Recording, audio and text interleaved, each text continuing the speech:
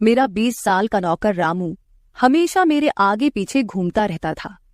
मैंने उसे छोटा समझा था, लेकिन एक दिन उसने मुझसे कहा, मालकिन, मुझे छोटा समझने की गलती मत कीजिए। उस रात जब मैंने उसे देखा तो मैं आश्चर्यचकित हो गई थी, क्योंकि उस रात रामू ने 20 साल के लड़के की तरह नहीं, बल्कि 30 साल के आदमी की तरह मेरा।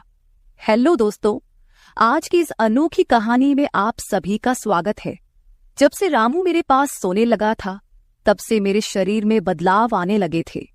मुझे लगा था कि रामू छोटा है और उसे कुछ समझ नहीं आता होगा, लेकिन धीरे धीरे उसके असली रंग मुझे दिखने लगे। मैंने कभी सोचा भी नहीं था कि 20 साल का लड़का मेरी तरह की 40 साल की महिला को इतना सुख दे सकता है। रामू 20 साल का था। उसे मैं गांव से अपने घर काम के लिए लाई थी। मेरे घर में सिर्फ मैं और मेरा 1 साल का बेटा था। जब मैं काम पर जाती थी तो रामू मेरे बच्चे की देखभाल करता और वह मेरे घर में ही रहता था। मैं बिना शादी के मां बन गई थी। मेरे प्रेमी ने शादी का झांसा देकर मुझसे प्रेम का खेल खेला। जब मैं गर्भवती हो गई तो मैं उसके घर गई और वहां मैंने देखा कि उसकी शादी हो रही थी। उसने मुझसे प्रेम का नाटक किया और किसी और लड़की से शादी कर ली थी। मेरे पेट में पल रहे बच्चे को मारने का मेरा मन नहीं हुआ, और जब मैंने गर्भपात कराने का सोचा, तब तक समय निकल चुका था। मैं 5 महीने की गर्भवती हो चुकी थी। मेरे माता पिता ने मुझे और मेरे बच्चे को स्वीकारने से इनकार कर दिया। तब मैं अकेली रहने लगी। कई महीने पहले मैं अपने गांव गई थी, अपने दादा के 100वें जन्मदिन के लिए। मेरे दादा ने मुझे जन्मदिन का निमंत्रण भेजा था और इसलिए मैं गांव गई थी। मेरे बेटे को वहां सिर्फ मेरे दादा ने ही प्यार से गोद में लिया था। आरव उनके पास खेल रहा था। तभी ऑफिस से मेरा फोन आया और मैं कुछ देर के लिए फोन पर बात करने के लिए बाहर चली गई। जब मैं वापस आई तो मेरा आरव दादा के पास नहीं बल्कि घर के एक नौकर के पास था। मैंने देखा कि आरव उस नौकर के पास अच्छे से खेल रहा था। मैंने अपने बच्चे को उस नौकर से लिया और वहां से जाने लगी। तभी उस नौकर ने मुझे रोका। वह कहने लगा, मालकिन, मुझे थोड़ी मदद चाहिए। मुझे पैसे की नहीं बल्कि काम की जरूरत है। उसने अपना परिचय दिया और कहा, मैं रामू हूं। मैं इस घर में गाय भैंस के गौशाले की सफाई का काम करता था, लेकिन अब बड़े साहब गाय भैंस बेचने की बात कर रहे हैं। अगर आपके पास कोई काम हो तो दीजिए। मुझे काम की बहुत जरूरत है। मेरे माता पिता भी मजदूरी करते हैं। मुझे काम की बहुत जरूरत है। तब मैंने कहा, मेरे बच्चे की देखभाल का काम है, लेकिन इसके लिए तुम्हें शहर चलना होगा। इस काम के लिए मैं तुम्हें 5,000 रुपये महीना दूंगी। रामू मेरे साथ शहर आने के लिए तैयार हो गया। आरव उसके साथ अच्छे से रहता था और यह देखकर मैंने रामू को अपने घर लाने का फैसला किया। रामू तब से मेरे घर में ही रहने लगा। उसने कहा कि हर 4 महीने बाद जब थोड़े पैसे जमा हो जाएंगे, तब वह अपने गांव जाएगा। रामू दिन भर मेरे बच्चे की अच्छे से देखभाल करता और घर के कामों में भी मेरी मदद करता। रामू को घर आए 1 महीना हो चुका था और इस 1 महीने में उसने मेरा दिल जीत लिया था। उसकी देखभाल से मेरे बेटे की सेहत भी सुधर गई थी। जो आरव मुझे परेशान करता था, अब वह रामू के हाथों से अच्छे से खाना खाता था। मैंने रामू को एक अलग कमरा दिया था। एक दिन रात में आरव बहुत रोने लगा। किसी भी तरह से वह शांत नहीं हो रहा था। बच्चे के रोने की आवाज सुनकर रामू मेरे कमरे में आया और उसने आरव को मुझसे ले लिया। रामू के पास जाते ही आरव शांत हो गया था। रात बहुत हो चुकी थी। आरव रामू को छोड़ नहीं रहा था, तो मैंने रामू को अपने कमरे में ही सोने के लिए कह दिया। सुबह जब मैं उठी तो आरव रामू से लिपटकर सो रहा था। उस रात के बाद से रामू आरव के लिए मेरे कमरे में सोने लगा। रामू के आने के बाद सब कुछ अच्छे से चल रहा था। रामू के काम से खुश होकर छुट्टी के दिन मैं उसे मॉल लेकर गई।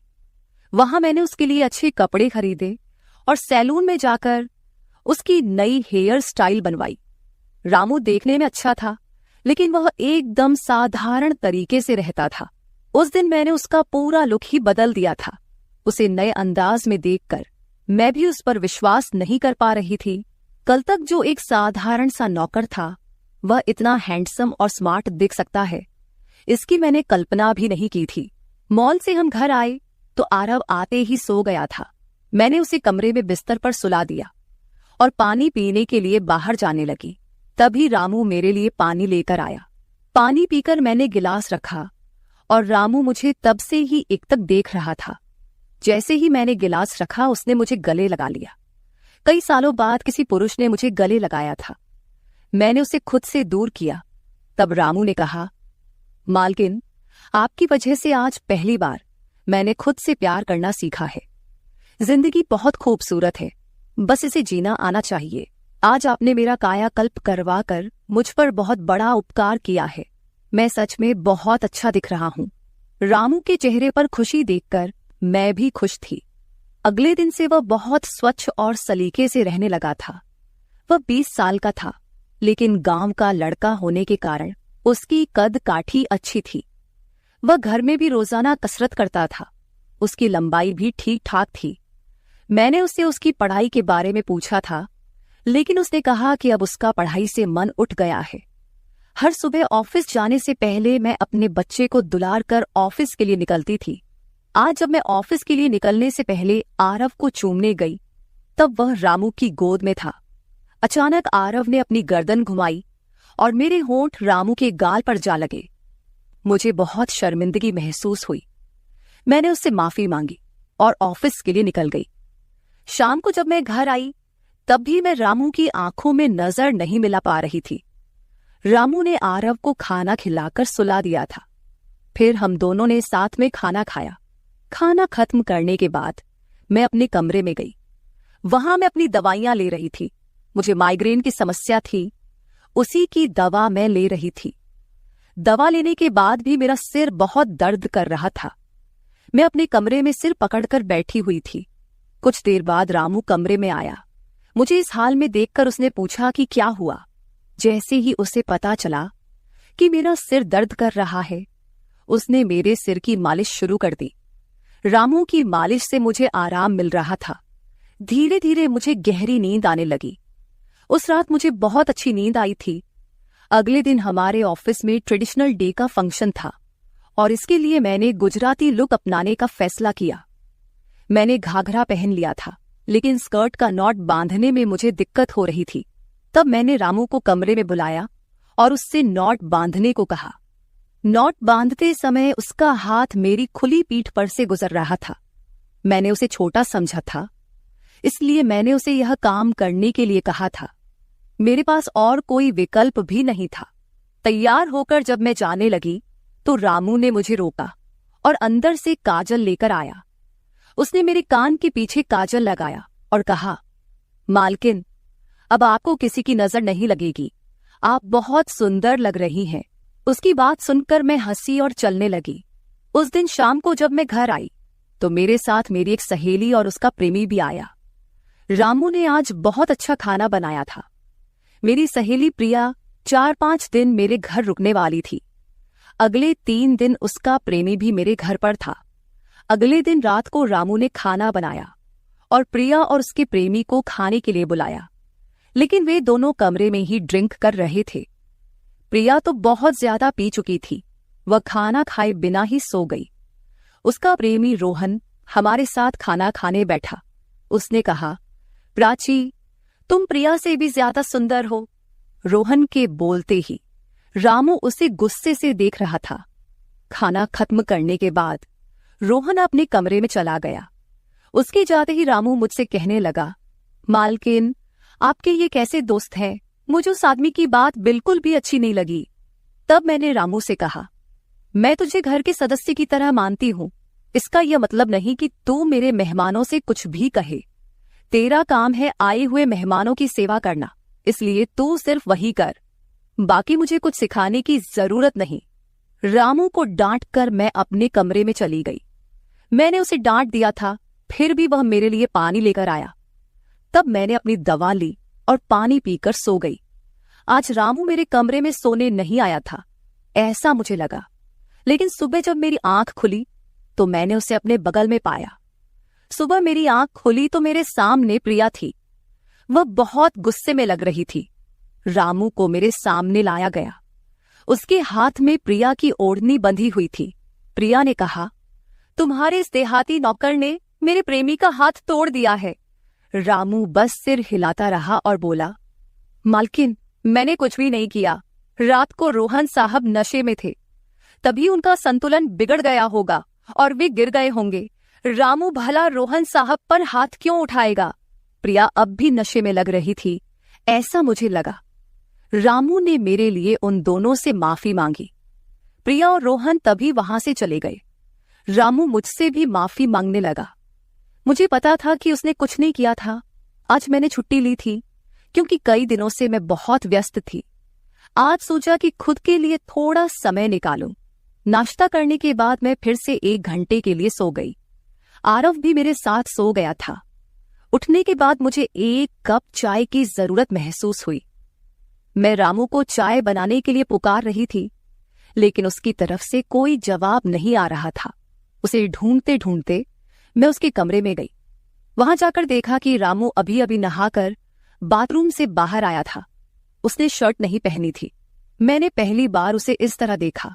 रामू का शरीर बेहद मजबूत था। उसका शरीर किसी योद्धा की तरह दिख रहा था। मैं उसे टकटकी लगाकर देख रही थी। मुझे उस वक्त कोई होश नहीं था। कई सालों बाद मैं किसी जवान पुरुष को इस तरह बिना कपड़ों के देख रही थी। मैं उसे टकटकी लगाए देख रही थी। तभी रामू ने मुझे आवाज दी। वह मेरे सामने शर्ट पहनकर खड़ा था, फिर भी मैं अपनी सुध-बुध खोए उसे देख रही थी। उसने मेरी आंखों के सामने चुटकी बजाई। तब मैं होश में आई और उससे कहा कि मेरे लिए चाय बना दे। आज घर में ही थोड़ा खुद का स्किन केयर करने का सोचा, इसलिए दोपहर के समय मैं अपने कमरे में अपना पार्लर चलाने लगी। उस समय मैंने शॉर्ट्स और गाउन पहन रखा था और मैं अपने पैरों का वैक्सिंग कर रही थी। वैक्सिंग करते समय गलती से मैंने थोड़ा ज्यादा गर्म वैक्स अपने पैर पर लगा लिया, जिससे जलन हुई और मेरे मुंह से तेज आवाज निकल गई। मेरी आवाज सुनकर रामू दौड़ता हुआ मेरे कमरे में आया। उसने मेरे जले हुए पैर को देखा। उसने मेरे पैर से गर्म वैक्स हटाया और वहां क्रीम लगा दी। उसके हाथ बार बार मेरे पैर पर अनजाने में फिर रहे थे और उस वक्त मेरे मन में जो भावनाएं उत्पन्न हो रही थीं, उन्हें व्यक्त करना मेरे लिए मुश्किल हो रहा था। रामू की नजर मुझ पर पड़ते ही मैं दर्द से कराह उठी। मुझे इस हालत में देखकर उसने कहा, बाई साहब, अब आप बस आराम से लेट जाइए। आपको जो भी करना है मुझे बताइए, मैं आपकी मदद कर दूंगा। मैंने उसे मेरे दूसरे पैर का वैक्सिंग करने को कहा। रामू ने जैसा मैंने बताया वैसा ही किया। उसने मेरे चेहरे की मसाज भी कर दी। उसके स्पर्श से मुझे बहुत आराम मिला। आज का छुट्टी का दिन मेरे लिए आरामदायक बीता। रामू में हर गुण भरा हुआ था। वह किसी भी काम में पीछे नहीं था। आज रात मैंने उसे मेरे कमरे में सोने के लिए मना कर दिया। दिन भर मैं घर में नहीं होती, कम से कम रात को तो मुझे मेरे बच्चे के साथ अकेले समय बिताना चाहिए। हर बार रामू का आना मुझे पसंद नहीं था, इसलिए मैंने उसे कमरे में सोने के लिए मना कर दिया। इस तरह दिन बीतने लगे। कुछ दिनों तक रामू के बिना आरव रात को सो नहीं पाता था, लेकिन धीरे धीरे उसने रोना बंद कर दिया। मुझे अपने अंदर कुछ बदलाव महसूस होने लगे थे। सुबह उठते ही मेरा शरीर बहुत दुखने लगता था। अचानक ये सब क्यों हो रहा है, समझ नहीं आ रहा था। कुछ दिनों में मेरी शारीरिक पीड़ा इतनी बढ़ गई कि मुझे बिस्तर से उठने की भी इच्छा नहीं होती थी। तब मैंने ऑफिस से 1 हफ्ते की छुट्टी ले ली। कुछ दिनों आराम किया, शायद थोड़ा ठीक हो जाऊं। अब पूरा वक्त आरव रामू के साथ रहता था। जब उसे भूख लगती तो वह बीच बीच में मेरे पास आ जाता। आज मैं अपनी कमर पकड़कर बैठी थी। रात को रामू पानी लेकर मेरे कमरे में आया।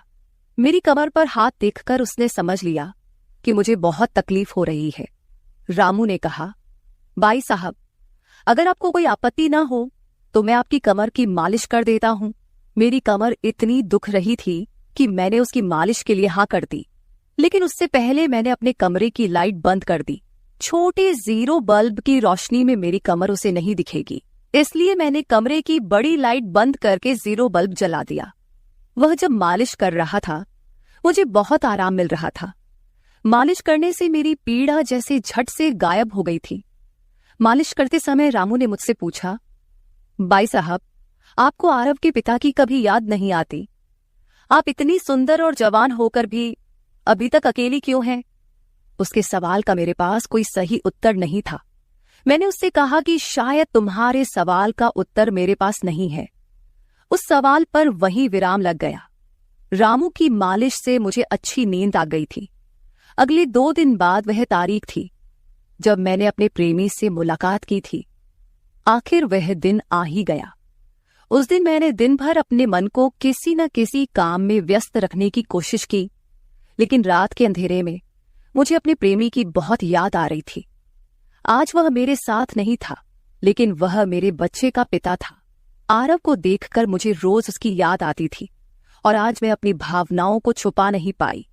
मैं अपने कमरे में जोर जोर से रोने लगी। आरव पास में सो रहा था, इसका भी मुझे ध्यान नहीं रहा। मैंने आज अपनी दवाइयां भी नहीं ली थीं। रामू पानी लेकर मेरे कमरे में आया। मुझे रोते हुए देखकर उसने मुझे पानी पिलाया। जब मैं शांत हुई तो उसने मुझे दवाइयां दी। मेरे रोने की आवाज से आरव हल्का हिलने लगा। वह जाग न जाए, इसलिए रामू मुझे अपने कमरे में ले गया। वहां जाकर मैंने उसे कसकर गले लगा लिया। ऐसा लग रहा था कि मैंने अपना होश खो दिया था। मेरा रोने का कारण सुनकर रामू भी शांत हो गया था। वह लगातार मेरे आंसू पोंछ रहा था।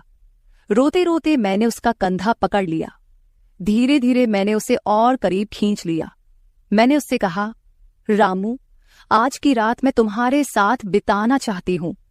तब रामू ने कहा, भाई साहब, मैं अभी छोटा हूं, मुझे कुछ भी नहीं आएगा।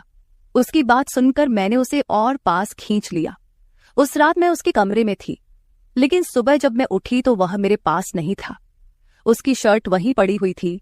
जब मैं बाहर गई तो मैंने देखा कि रामू मेरे बच्चे को दूध और बिस्किट खिला रहा था। मुझे आरव का ख्याल नहीं आया था, लेकिन रामू ने नहीं भुलाया। उसने हम दोनों माँ बेटे को खुश कर दिया था। रात की थकान के बाद मैं सुबह देर से उठी थी। दिन भर रामू ने मुझसे नजरें नहीं मिलाईं। आज प्रिया मुझसे मिलने घर आई थी। वह रामू की तरफ देख भी नहीं रही थी। रामू ने उसे पानी दिया और कमरे से बाहर चला गया। थोड़ी देर बातें करने के बाद प्रिया जाने लगी। जाते समय उसने मुझसे कहा, जितनी जल्दी हो सके अपने नौकर को यहां से निकाल दो। वह दिखने में जितना मासूम लगता है उतना है नहीं। उसकी बात का मैंने खास ध्यान नहीं दिया। रोज की तरह रात को खाना खाने के बाद रामू ने मुझे पानी का गिलास मेरे कमरे में लाकर दिया और उसने आरव को भी सुला दिया था। आरव आज बाहर हॉल में झूले में सो रहा था। रामू उसकी देखभाल कर रहा था। मैंने अपने कमरे की लाइट बंद कर दी और सो गई। कुछ समय बाद मुझे आरव की आवाज सुनाई दी। उसकी आवाज से मेरी नींद खुली। मैं उठने वाली थी कि तभी उसकी रोने की आवाज बंद हो गई। कुछ समय बाद मुझे अपने कमरे का दरवाजा खुलने की आवाज सुनाई दी। मैं चुपचाप सब देख रही थी। रामू मेरे कमरे में आया था। उसने मेरे पास आकर यह देखने की कोशिश की कि मैं सो रही हूं या नहीं, और फिर उसने मेरा मोबाइल उठाया। उसकी वह खोजबीन देखकर मैंने जल्दी से कमरे की लाइट ऑन कर दी। मुझे जागता हुआ देखकर वह चौंक गया। मैंने उसके हाथ से अपना मोबाइल छीन लिया। मैंने उससे कहा, रामू, ये सब क्या चल रहा है? तुम इस वक्त यहां क्या कर रहे हो?